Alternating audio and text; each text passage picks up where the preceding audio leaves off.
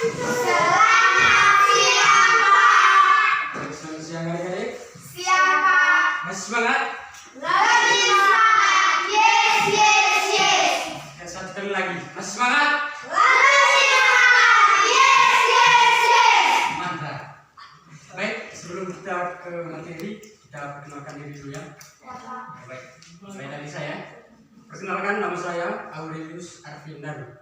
Bisa dipanggil Pak Alfi. Ya, Pak. Sekarang mulai dari adik, perkenalkan diri dulu. Perkenalkan, nama panjang saya Angelina Ganus, bisa dipanggil Jessie. Perkenalkan, nama saya Amelia Penasaran, bisa dipanggil Asep. Perkenalkan, nama saya Dela Tahu, bisa dipanggil Asep. Perkenalkan, nama saya Dela. Perkenalkan, nama saya Amaran Sinasitio, bisa dipanggil Tio. Perkenalkan, nama saya Nifari, bisa dipanggil Awe. Perkenalkan, nama saya Rosa Stadu, bisa dipanggil James. Sudah? Ya, Pak. Ya, baik. Sebelum kita ke materi, kita berdoa dulu ya. Ya, Pak. Teman, bikin dulu. Teman-teman, marilah kita siapkan hati untuk berdoa. Dari Bapa dan Kudus. Amin. Salam Maria, penuh rahmat, Tuhan besertamu. Terpujilah engkau di antara wanita, dan terpujilah buah tubuh Yesus. Santa Maria Bunda Allah, doakanlah kami yang berdosa ini, sekarang dan pada waktu kami yang amin. Coba tutup. Kita langsung ke materi. Materi kita hari ini tentang makhluk hidup dan lingkungan. Siapa yang tahu tentang makhluk hidup dan lingkungan? Ada yang tahu?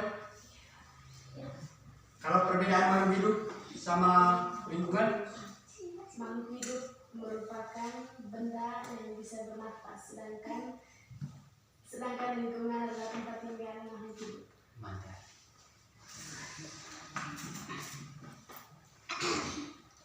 Baik, makhluk hidup dan lingkungan diantaranya memiliki 3 macam. Yang pertama, simbolis mutualisme. Ada yang tahu? Tidak, Pak. Tidak, Pak.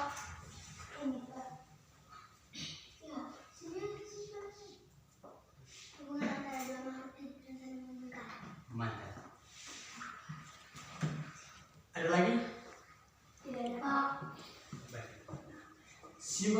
Simbiosisme mutualisme merupakan hubungan dua makhluk hidup untuk yang saling menguntungkan. Ada yang tahu contoh-contoh dari simbiosisme mutualisme? Ada yang tahu?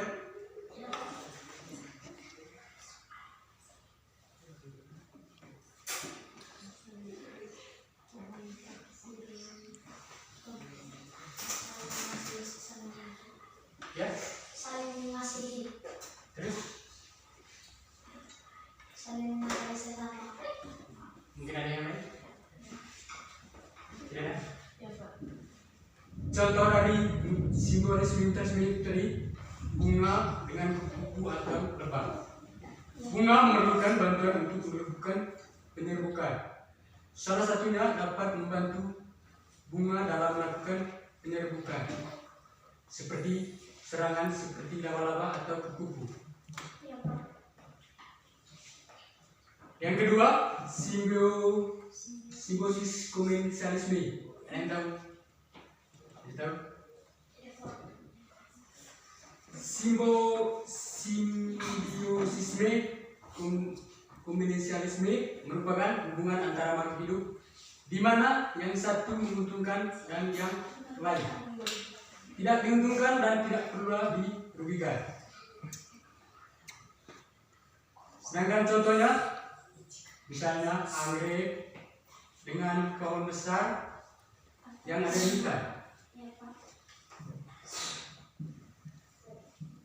Karena anggrek adalah tanaman yang berukuran kecil. Ia tidak akan mendapatkan sinar matahari jika tinggal di dasar tanah, karena pohon-pohon di sekitarnya berukuran besar. Dengan daun lebat dan tinggi, pohon ini akan menghalangi sinar matahari untuk sampai ke tanah.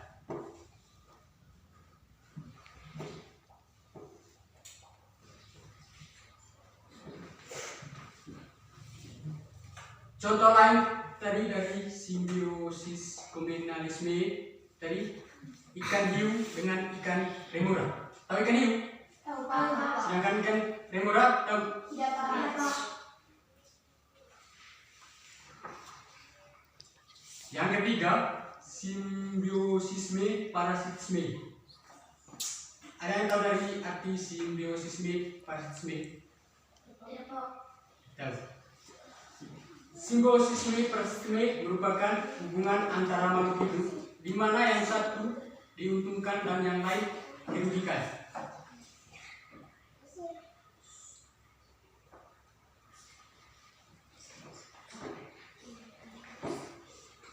Contoh dari simbiosisme parasitisme tadi, benalu dan inangnya. Tahu benalu? Ya Pak. Benalu tidak bisa membuat makanan sendiri. Agar benalu mendapatkan makanan, ia hidup parasit pada tumbuhan lain. Akar-akar benalu akan melekat pada batang tumbuhan besar dan mengambil sari-sari makanan dari tumbuhan lain. Tumbuhan besar tidak mendapatkan apapun dari benalu. Benalu akan tumbuh besar dan merupti seluruh bagian tubuh inangnya. Contoh dari simbiosis parasitisme itu tadi, misalnya bunga refleksia dan inangnya. Ada yang tahu hubungan dari bunga refleksi dan inangnya? Tidak Pak. Hubungan makhluk hidup yang dengan lingkungannya hubungan timbal balik antara makhluk hidup dengan lingkungan disebut dengan ekosistem. Ekosistem terbentuk dari dua komponen, yaitu ada yang tahu? Tidak Pak. Pertama, komponen biotik terdiri dari produsen. Ya Pak. Kedua abiotik. Yang kedua, komponen abiotik terdiri dari air, tanah, cahaya, udara, dan suhu iklim. Berdasarkan cara terbentuknya ekosistem dibedakan menjadi dua. Yang pertama, ekosistem alami merupakan ekosistem yang terbentuk secara alami oleh alam. Contohnya, ya, Meletusnya gunung. ya. Yang kedua, ekosistem buatan merupakan ekosistem yang sengaja dibuat oleh manusia. Contohnya, Tambak. Kedua, terus, banjir. terus.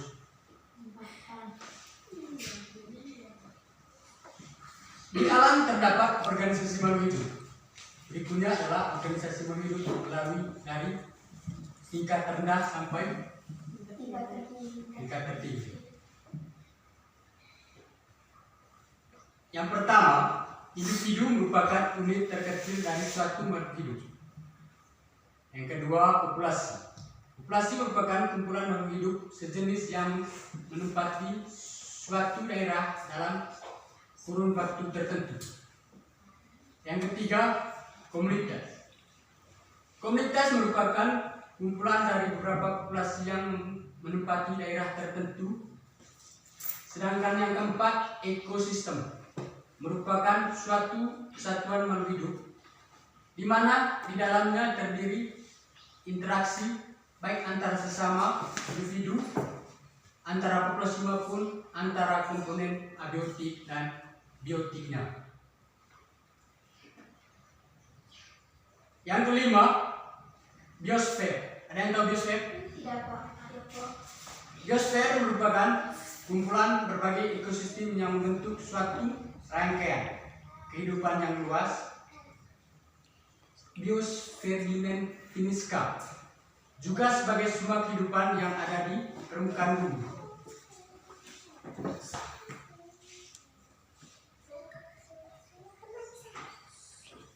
Yang berikut rantai makanan. Ada yang tahu rantai makanan? Siapa?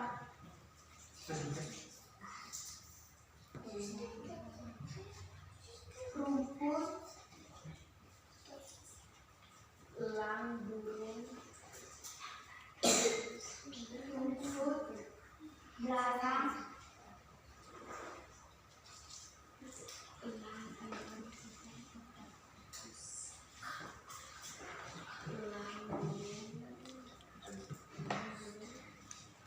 Saya tahu. siapa?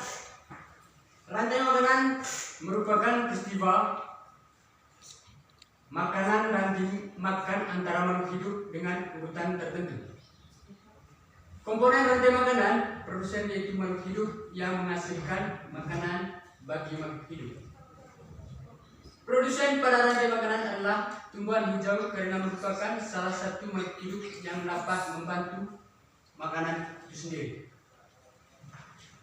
Konsumen merupakan makhluk hidup yang tidak dapat membuat makanan sendiri sehingga membutuhkan produsen sebagai sumber makanan.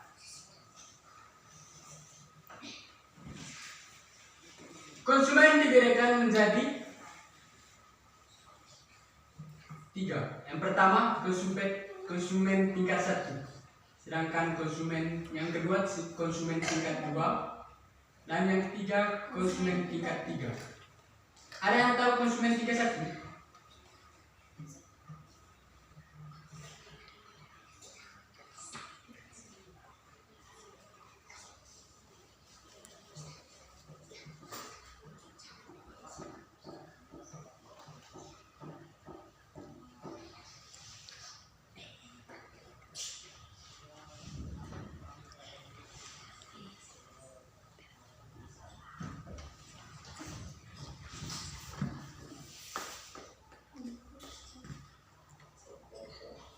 Saya tahu.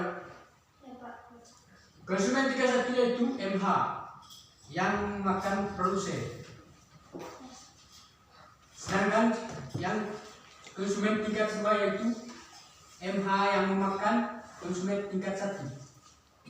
Sedangkan konsumen tingkat 3 MH yang memakan konsumen tingkat 2 dan seterusnya.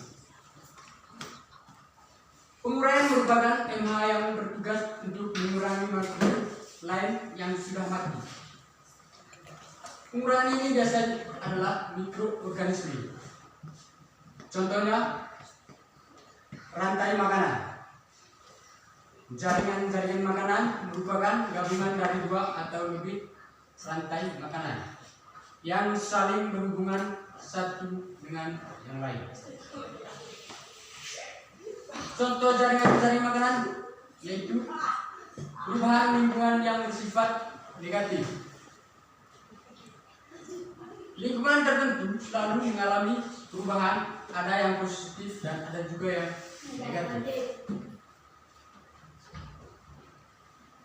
Perubahan lingkungan yang bersifat negatif biasa disebabkan oleh peristiwa berikutnya.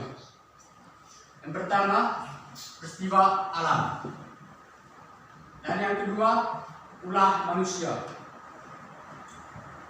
Peristiwa alam contohnya gunung meletus, banjir, gempa bumi. Peristiwa ini menyebabkan lingkungan menjadi rusak sehingga kehidupan makhluk hidup akan Terancam. Yang kedua ulah manusia. Contoh dari ulah manusia yaitu Membuat sampah sembarangan. terus Menebang pohon.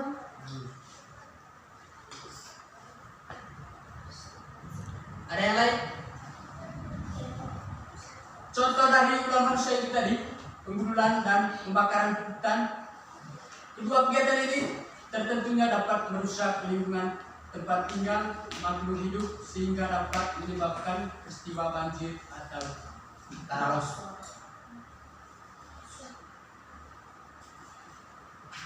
Baik, adik-adik, sekian saja pertemuan kita hari ini. Waktu dan kesempatan saya ucapkan terima kasih. Sebelum kita pulang, kita berdoa dulu. Satu orang untuk berdiri.